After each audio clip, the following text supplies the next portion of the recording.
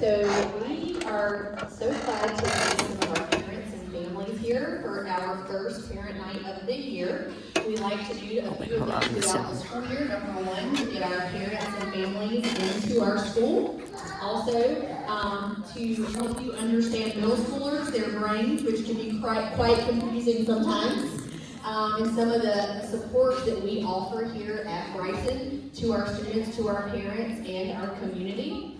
We also always like to add a little fun into it, so we will be doing some games here in just a little bit. I also want to go ahead and invite you to our Fall for Bryson, which is in October 10th, right? So that's usually our biggest event of the season. We probably have at least 500 or more of our families out here for that event. It's kind of like a fall carnival. It's for kids of all ages, from you bring your youngest siblings up to your oldest. We have food trucks, we have carnival games, and different opportunities. It's kind of like our Meet the Teacher, as all of our staff is there working games and doing different things, and we get an opportunity to speak to our parents. So we're excited. But we are going to go ahead and talk about how to be a successful student here at Bryson. So first up, I'm going to hand it over to Ms. Lewis. She is our lead counselor here at Bryson and our career development facilitator to get us started for the evening. Again, thank you for coming. All right, thank you, Ms. Weinberger. Hi, I'm Kiera Lewis, one of the counselors here at Bryson. Today, we're just going to briefly talk about some successful tips for middle schoolers. Ms. Cooney's also here. She'll be talking about math and how to support your students with the Math Via program. And then we have Ms. Martine here to talk about iRise and the program that they have to prevent our students from using drugs. So we'll just move to the next slide. A lot of you may already have access to these things, but we want to make sure that you know how to access them and what you can learn from those different apps. So Parent Backpack is first up, and that's just a link to the website to sign up for a Parent Backpack. This is where you'll get notifications from the principal. Sometimes the counselors send out information this way. You can also check your students' grades and their attendance, making sure that they're going to each class. You can check for NHIs in case they're not turning in assignments. An NHI means they have not handed it in. Or a GFA, which means that they have the lowest grade possible for that particular assignment, and so they may want to talk to their teacher about making that up or retaking it. Also, Mr. Reed's going to be able to play the teacher websites for me, or Mr. Cash? Nope. Go back. Teacher websites. Oh, okay.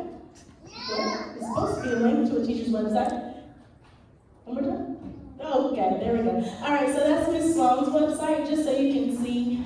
Every single teacher in our school has a website that they have built. And on each website, you can find, if you scroll down, Mr. Cash, you'll see their lesson plans. If you see there, she has Math 6 and Math 6-7 lesson plans. So you're able to click into each teacher's website and see what plans they have for the week. So this is also another way to make sure you're staying up to date on student assignments. And we can go back. And then Google Classroom, I'm going to hand it over to Ms. Brown, our 7th grade counselor. Hello. So Google Classroom, every teacher has a Google Classroom, and the students have that section of all the teachers. So if you can click the link for me. So when the student clicks Google Classroom,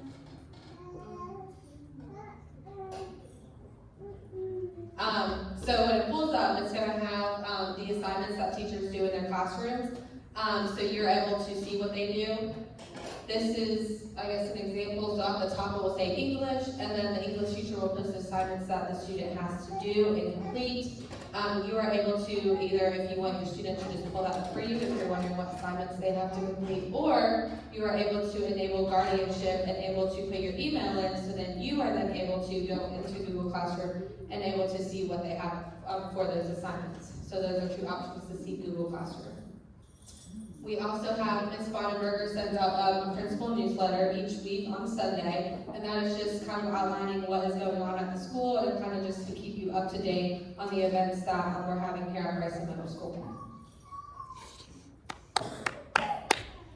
Okay, so now we're going to move into tips to be successful in school. This is kind of relating to what students can do to be successful, and parents, how you can kind of help your students.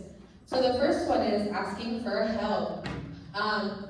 So if a student, is understanding something, the major thing is recognizing when you need to ask for help and asking your teachers. Some students don't like to ask teachers in front of everyone, so kind of figuring out what works for that student. If you need to ask when there's independent time. Do not wait until it's too late, until you have a test. Making sure you ask when that material is, you're going over that material. That's very important.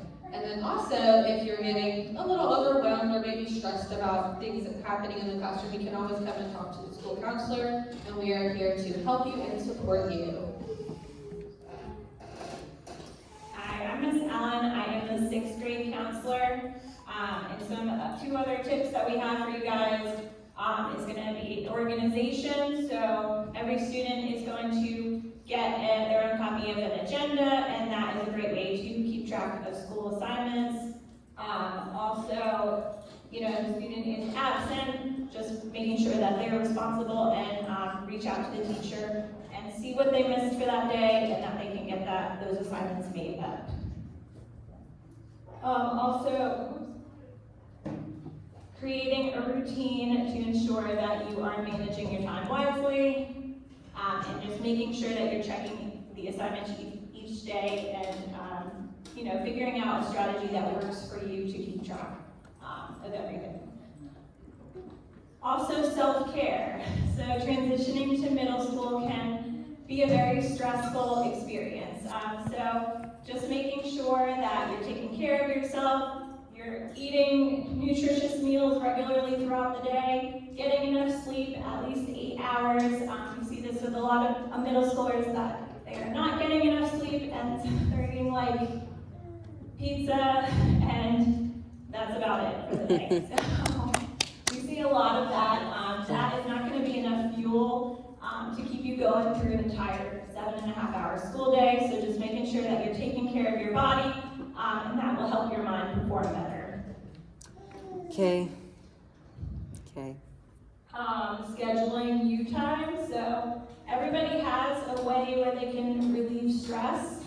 So figuring out what that's going to be, whether it be listening to music, getting exercise, going outside, just finding those strategies where you can relax and de-stress.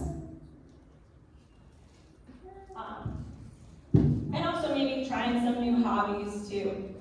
Just, something that you enjoy, something that you can do for fun. I'm going to pass the mic to... The last one is what you can, related to students, mostly what students can do in the classroom. So the first one is making sure we're staying focused in class. If we're focused, then we're able to retain the information. We want to make sure that we participate. So during the class, make sure you're, there raising your hand if you need an answer. Making sure we complete the assignments. Do not wait till the last minute, or else you're probably going to forget about it, and that's when our NHIs start adding up, and we do not want to have NHIs. Developing good study habits, so making sure you take that time to study, whether it's a little bit after school. And then the last one is reflecting on tests and assignments to see what you understood and what you maybe need more help with. So then you're able to go ask your teacher, and so you don't get behind on that material. And then Miss Cooney is going to come up and talk to you all about math. So I'm Mrs. Cooney. I'm one of the 6th grade math teachers. And I know it's new for some of you who have a 6th grade student, but you'll be ready if you follow the following directions that I have up here. So the biggest thing is we have math folders or binders that every student should have. We do math the grades are always in within the week. I am a mom of 3 sons, so I've been there, done that. So the grades, make sure you're checking backpack religiously and looking at their agendas. Again, this is what you need for the class. graded papers, we, checklist, the Mathia, sheet protector. What we do in class is mostly all 6th, 7th, and 8th grade math teachers. We do a warm-up that's by the district to do spiral review so you understand what you did prior. Notes, they all have to take notes in their jam notebook. It's just about math, so if they call it a jam notebook, you understand it's just about math. And then we wrap it up. We do I do, we do, you do, and we also do a lot of pair share. And Mathia is their homework that they should be doing Monday through Thursday for 30 minutes a day. So if they say they have no homework, they do. They should be doing Mathia for 30 minutes a day, Monday through Thursday. That is their homework. So I don't give homework unless they don't get it done in class. But Mathia is a direct correlation for how you're going to do on all tests at Bryson. So Mathia can serve students as a preview or a review. So right now, 6th grade, we are in Mathia Module 2. We just finished Module 1, which was factors and area. And I know for a fact, I think 7th grade's on their 3rd module, and 8th grade's on their 3rd or 4th. So if your son and daughter, you can check them and see where they are supposed to be. It extends the classroom conversation. It's an independent learning component. And it replaces the weekly homework. So to get into Mathia, you log into your Chromebook and you click the Carnegie Learning app. It doesn't say Mathia, it's the Carnegie Learning app. Make sure you authenticate at home. That's a problem. I got a lot of emails that my son and daughter are trying to do their Mathia. So make sure you authenticate. It's down below, it's a little lock. You have to click it. Understood? Yes? Okay. So once you get in, you click materials, and then that is what your student will have. So this is a 7th grade Mathia proponent thinking proportionally. That's the first thing they do in 7th grade math is proportions, line equals line. This is a Mathia checklist. So we will have that. There's 8 units in 6th grade. 7th grade I think has 9 or 10, and I think 8th grade has 12. So each unit has workspaces. So for instance, Module 1 had 4 workspaces. There's some modules that have 6 to 8 workspaces. That's why you have to do Mathia homework Monday through Thursday for 30 minutes a day. My 6th graders should know Mathia Module 2 is due September 20th. What does Bryson expect of students and families using Carnegie? Have an open mind to learning differently. It's different for us, especially my age. They have a sample problem, and if you have to do it, and I know sometimes it's a pain, I'm the first to admit it, but if you don't look at the sample problem, you have to do it step by step by step. So you have to look at the sample problem as a parent and say, okay, this is the way they divide fractions. So they go a lot slower step by step. So it's going to take you longer, but your student will understand it better. We also celebrate hard work with Mathia. The district's really gung-ho about Mathia. You have a popcorn, I have prizes, snacks, drinks, food. It's a big deal with Mathia with the district, because like I said, it's a direct correlation to SC Ready and benchmark. We support productive struggle, so if you have help, if you need help, I am the 6th grade teacher who's here from 7:30 to 8, Tuesday through Friday. So my kids are grown. So from 7:30 to 8 on Tuesday and Friday, even if you're a 7th or 8th grader, I have kids coming in. I'd love to help you because I want you to know it, okay? And encourage the ownership of the student. So make sure that they're doing their Mathia, and if they're not, I already have some kids in my classroom in the mornings, they have to finish it. Because Mathia is so important, so like I said, it's a direct correlation with SC Ready and benchmark. Again, before school at 7:45, like I said, I'm here Tuesday through Thursdays, I'll even do Fridays. If you need help during homeroom and sale, lunchtime I have my little group, and then after school, all 6th grade math teachers, if you want to be taught after school, we have to schedule you in. But thank you.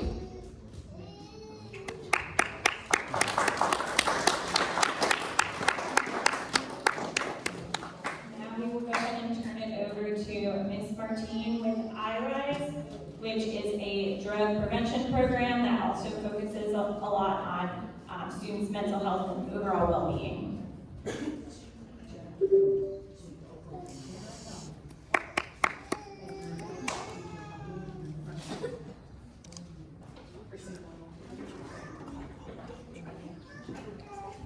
All right, let me get these raffles tickets in here.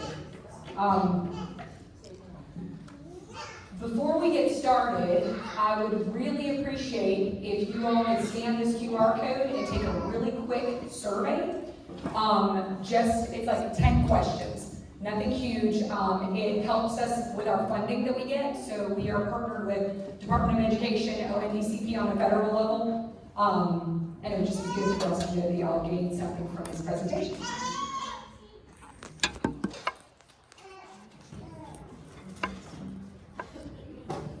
And can you all in the back also get it? I don't know if the lights, does that come up for you in the back?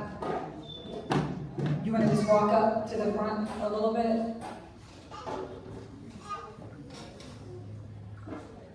Thank you so much. Go Tigers.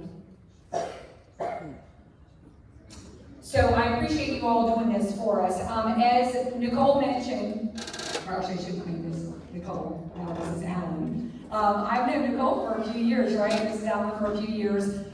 She has been in 3 different schools where we've had the iRise program. By a show of hands, anybody know about Rise Prevention? The iRise program? I don't know it. Okay, so you don't know it. So I'm about to tell you what it's all about. So we'll go on to the first slide.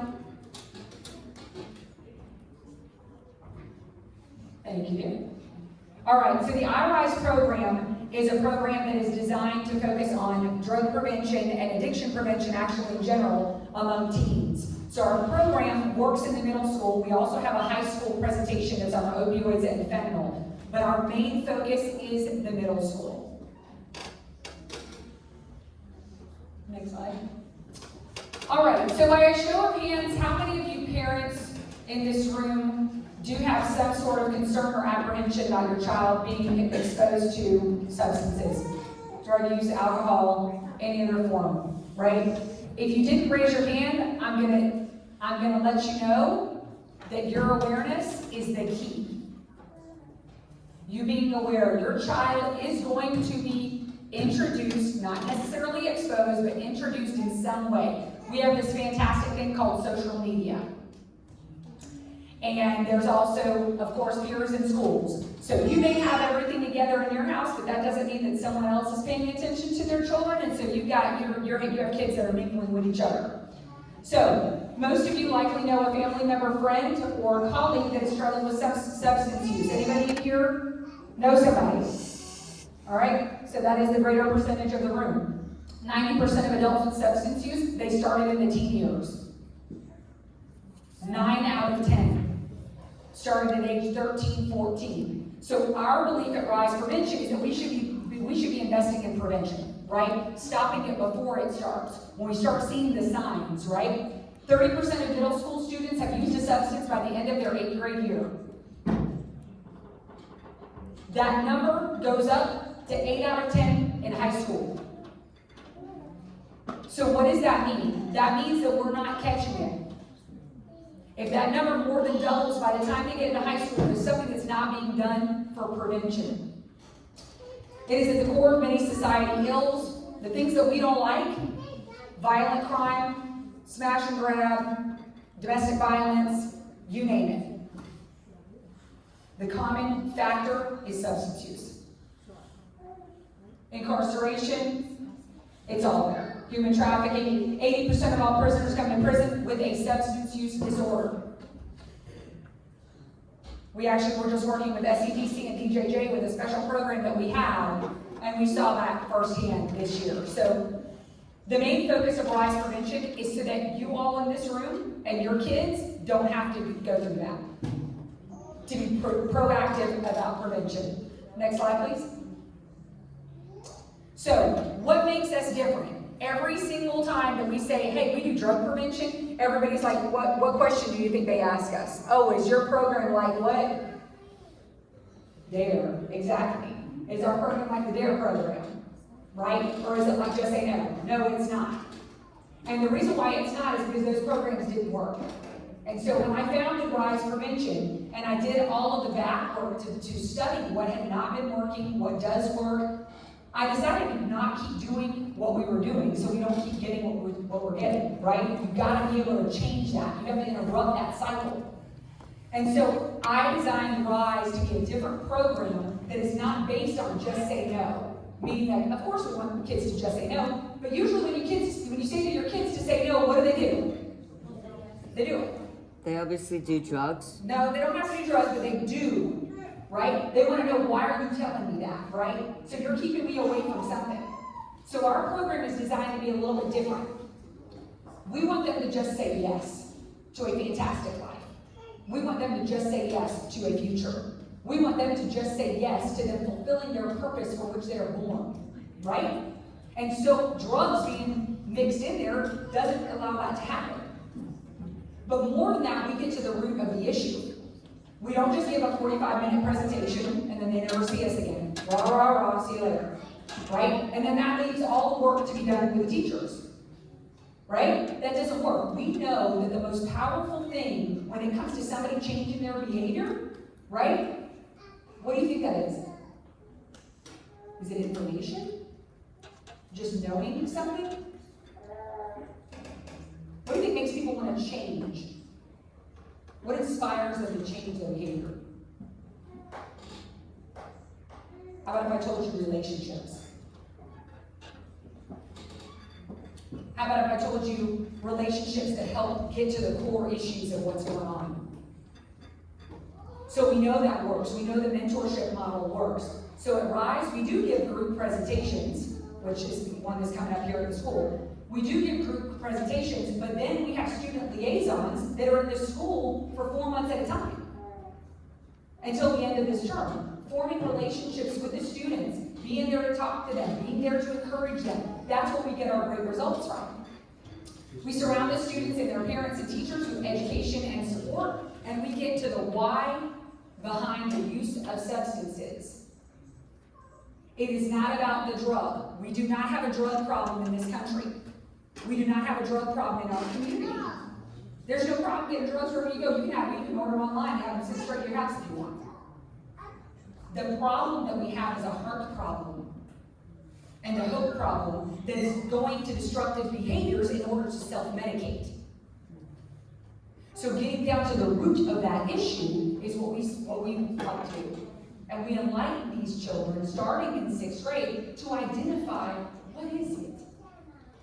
What is it that makes you anxious? What is it that's making you sad? What is it that makes you feel that you are less than? What's taking your self-esteem? There's so many different factors, but forming a relationship with students to get down to the root of that is the key to why our program works. Next slide.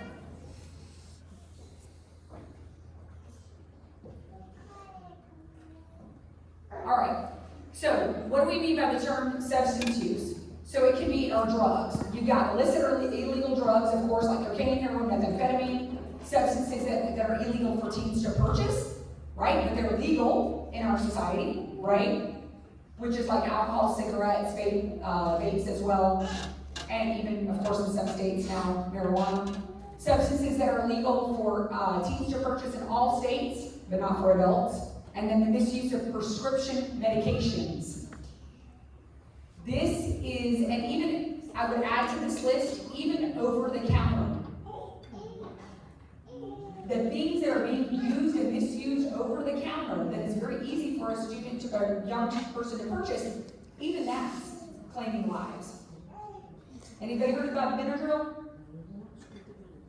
It's a drug, probably. That's right, that's correct. Next slide. This is just what some of these items look like. I'm sure you all have seen. And let me tell you something.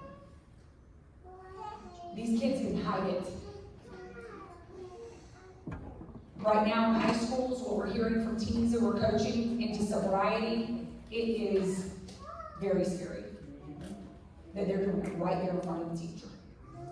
Teacher, turn around just for a second. Drug is There scary. you go, right? Next slide. Drugs are scary. They are.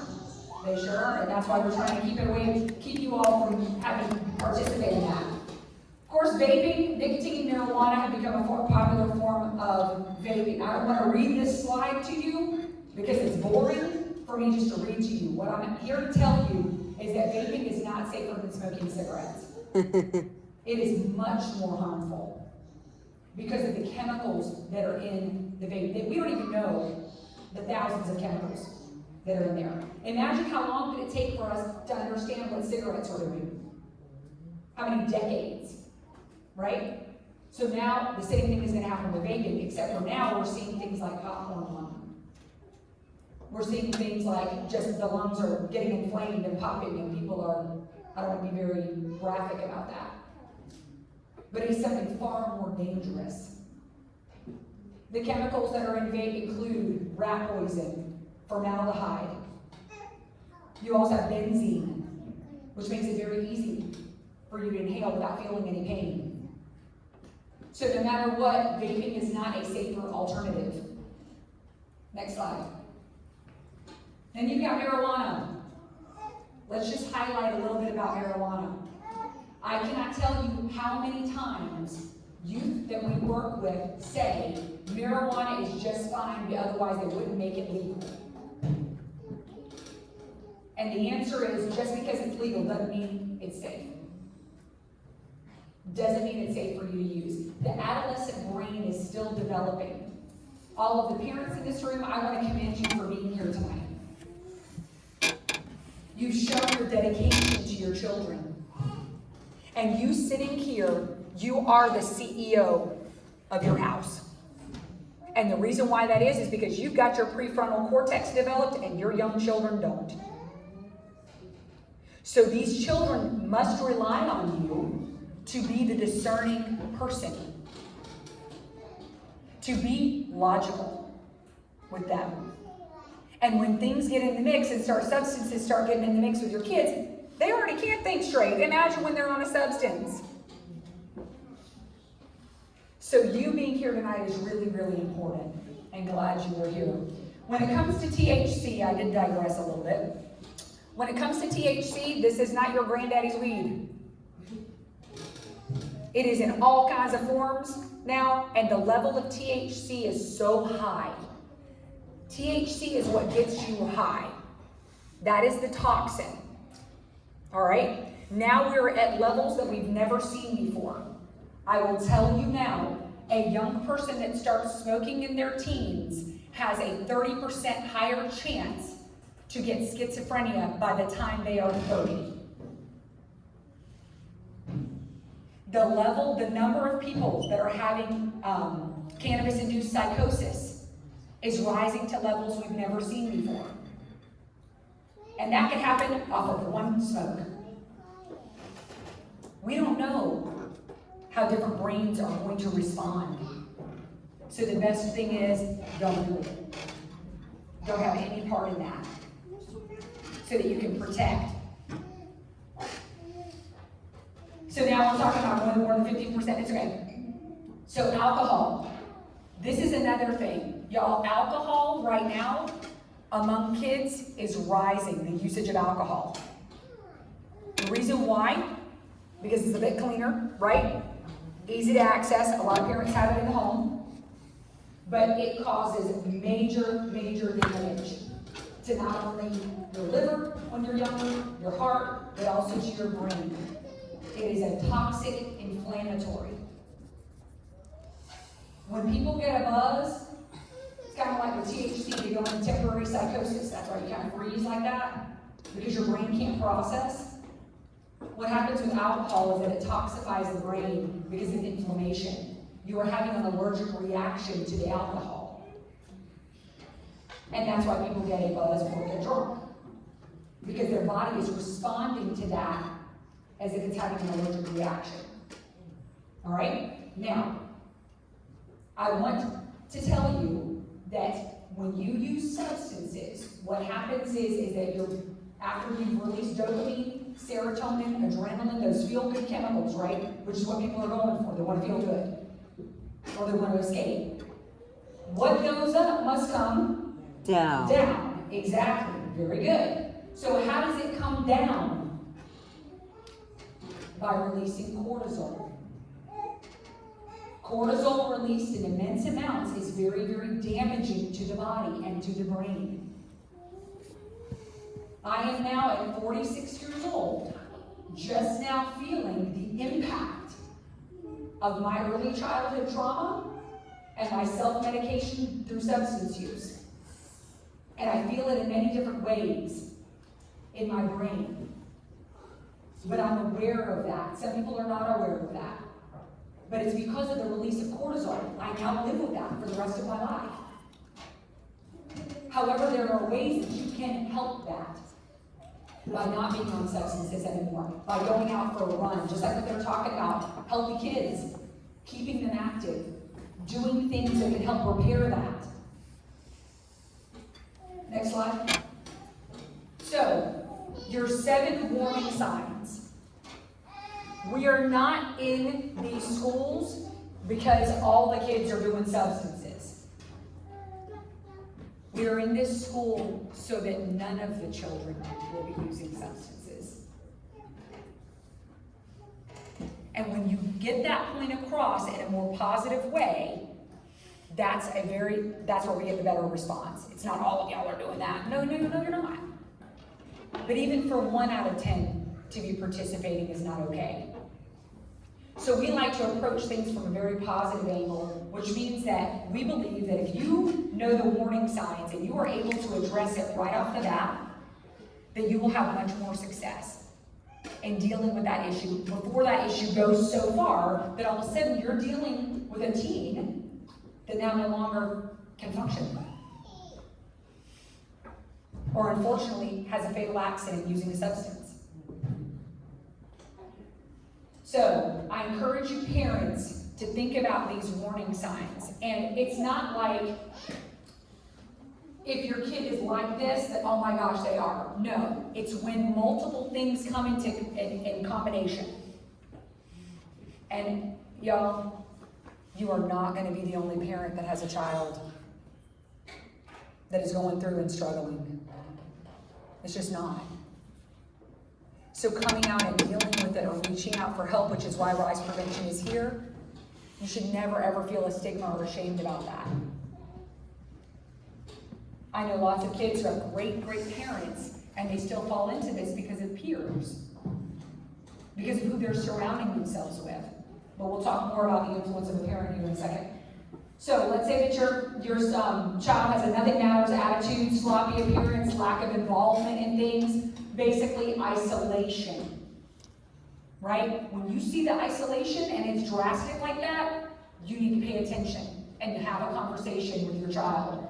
Physical and mental problems, you'll see memory lapses, poor concentration, bloodshot, dilated eyes, poor coordination. All of these things are signs, right?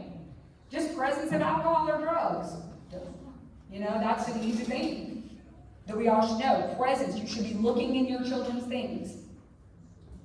Checking their room, just in case. Friends changing. This is probably the number 1 indicator. Is when all of a sudden your child's friend group changes drastically. And on top of that, they don't want you to know who they are. All of a sudden it's no, you can't have that person's phone. No, you can't know where I'm going. That light bulb should go off in your head. Anybody here speak Spanish? Okay. Do you speak English as well? Okay, so you can read this slide. Okay, then we can skip to. All right, so parental communication is the key. How many, and you can raise your hand if you want to try to answer this question, how many minutes on average per day in this country do you think that parents spend in substantive conversation with their children? I'm going to ask a parent. Anybody know? How much? 60 minutes. Who else? In a real conversation with a kid. Have 20? Okay. 5? You ready for this? Yeah. 15. All right, I'm going to tell you. How about the number 9? Number 9? It's 9 minutes. 9 minutes. So that means for the rest of the 24 hours, who's talking to the child? Right? And we know, without a question, and it's even scientifically documented, that parents are the most influential factor, protective factor in their children's lives. As much as your child wants to be independent, your child depends on you.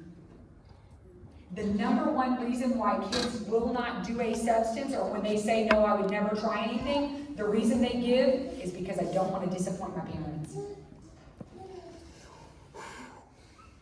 And so children need to hear from you how you feel. They need to be in these conversations with you. Have those teachable moments when they're watching something on television, or you've got something that's going on maybe in your family or with your friends. Use moments to teach your children, number one, about the fact that drugs are not okay for them to use, and maybe about how you feel about them. Because they need to know. Listen without judging or blaming, and don't solve the issue for them. One of the common factors that we see with the kids that we coach one-on-one is a parent that enables the behavior. It is incredible. They enable behavior, they try to coddle the child, no, you can't do this, you can't do that, no, I'm not willing to do this. Well, you cannot solve the problem for them. You have to be able to have them solve it. Different things in life. They've got to learn how to start thinking and processing properly. Next slide. Discussion starters. Here's the most important point. And I had to learn this the hard way. I've got a 15-year-old and I got a to-be 13-year-old.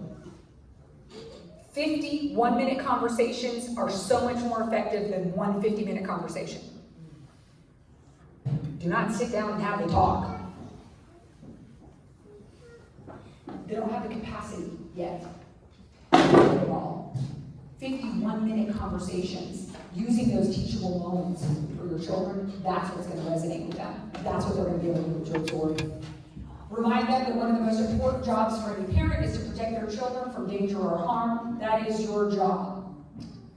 Discuss drug-related stories, as I said, those teachable moments, if you have a moment to do that. And also ask them if they've heard of any students in school using substances, or do they know anybody? Would they like to talk about things like this? Do they need to talk about this? And then also sharing a story from your teenagers. Your kids need to know that you're not perfect.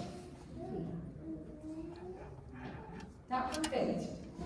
Because if they say to you, you don't understand me. Oh, yes, I do. Been there. And so then hearing that from you really helps. And it opens that line of communication between you and your child. Next. Encouragement. That positive affirmation. We always hear this. Positive affirmation. Reward your kids for doing the right thing even when they don't know it. Recognize those things, because what they're going to get from that, your positive affirmation, your love that you give them, that's what they're really seeking.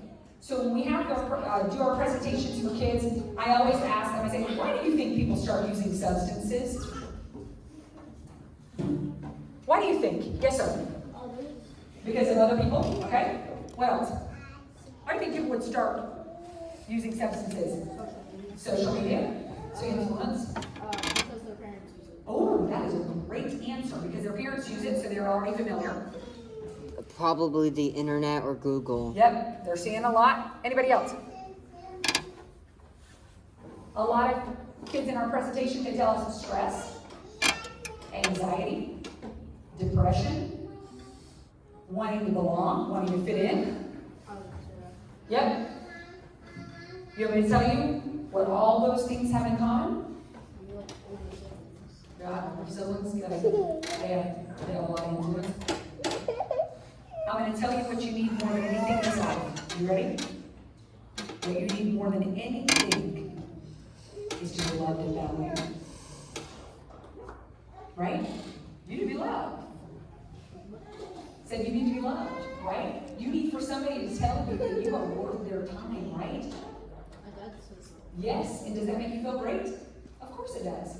Your face is already smiling. Your face is smiling. Because when you feel loved and affirmed, that releases the same exact chemicals in your brain that substances do.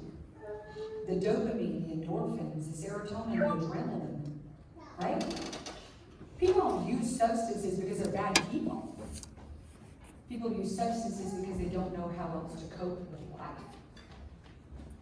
And they're not getting what they need from relationships. And so they turn to those substances. Well, what if we can give you those things and make you feel good and make you feel like you got purpose, right? All of a sudden, substances are not needed because if they came into your scenario, to your life, they would only complicate things and you would be robbed of those things, right? And so we get down to the real heart of that when we do these presentations, and guess what? Those kids need it from you. Your children need for you to look at them and really deeply look into their eyes and tell them, I love you. I'm here for you. Right now, a lot of our kids, they're only getting that affirmation from their peers. Well, what if the peers give them that affirmation when they do something that's naughty? You're good, let's go. Right? So you're going to go where you feel that. You're going to go to the things that make you feel that way because you needed to do that to survive. I'm going to tell you a story, just a really quick story, that I hope is going to resonate with you. So we all need to be loved and valued. That's something that we need in our life. So about 15 years ago in Romania, they proved that to be true. In Romania, about 15 years ago, they wondered why are these children in these orphanages just separating themselves, isolating themselves, and dying. They had all the food they needed, water, shelter, everything to physically survive. They had it. So what was the problem? So it got so bad that American psychologists and scientists traveled over to observe, and they knew what the problem was in 2 days. What they saw is that at the time in Romania, the caretakers were not allowed to have any kind of relationship with the children. They couldn't talk to them, they couldn't read them books, they couldn't comfort them when they cried, they couldn't tell them why their parents weren't there for them. And then when the psychologists and scientists said, this is what's happening, the kids are dying of broken arms. When they stopped doing that and they reversed it and allowed the caretakers to start loving the children, guess what stopped happening? They stopped what? Dying. The only difference between those children and all of us in this room that may not be getting what we need on an emotional level is that we have the opportunity and the access to go get the replacement.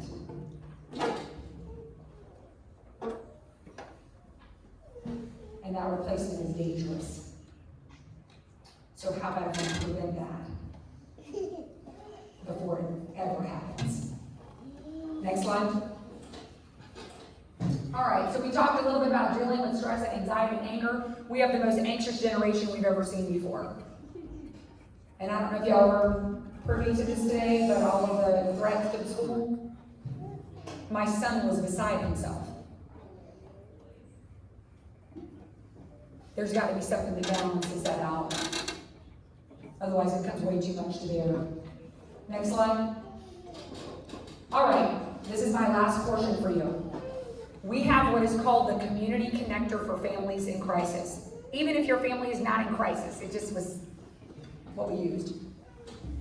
If your family needs any support, we are all certified adolescent addiction motivation coaches. We are here for you to meet with your child, to meet with you as a family. I prefer working with the family because that's always where we get the really good results when families work together. We are here for you. Everything is free. Let us also say that there's a scenario where your child needs mental health, actual clinical mental health therapy, or behavioral health therapy, equine therapy, whatever. And you can't afford it, we have a scholarship fund to pay for it. So there should never, ever be a barrier between your child and getting that what they need. So basically, it's a resource guide, but we can only help you if you reach out to us to help you. And don't wait until it's too late. The second that you start seeing there's something going on, please feel free to call us. Nip it right then. Next slide. All right, if you all are interested in having our parent resources, we have a fantastic parent resource page for you, where you can also get our community into our parent intake, or sorry, student intake form that you fill out as a parent. You can scan that QR code there.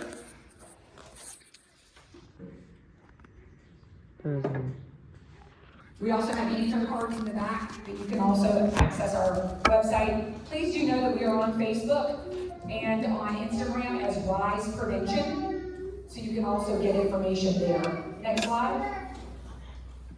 All right, so that wraps it up. I am going to do a drawing while you all, if you could, complete this survey. All right, so tonight we gave you raffle tickets because we are giving away 2 $40 Food Lion gift cards. Can anybody use that? Hi, good. All right. Yeah, the parents do. Yeah. We're in. All right. Thank you so much for, if you did the first survey, please do the second survey. All right, y'all ready to look at your tickets? Did we hand out all the tickets? Only a few. Okay, so if I do not call your number, that means that we did not hand that ticket out. Are y'all ready? All right. The first one is 253-300. Woo, let's go. Congratulations. All right. You know what? You want to do something fun today? Gonna do something fun today? Pick a ticket out of here. That's the end of the presentation. That's the end of the presentation. Woo, so he said, That's the end of the presentation, all right, everybody. here we go. Thank you for watching. Beauty. I'm gonna be doing the game now, so I won't show the game night. 311.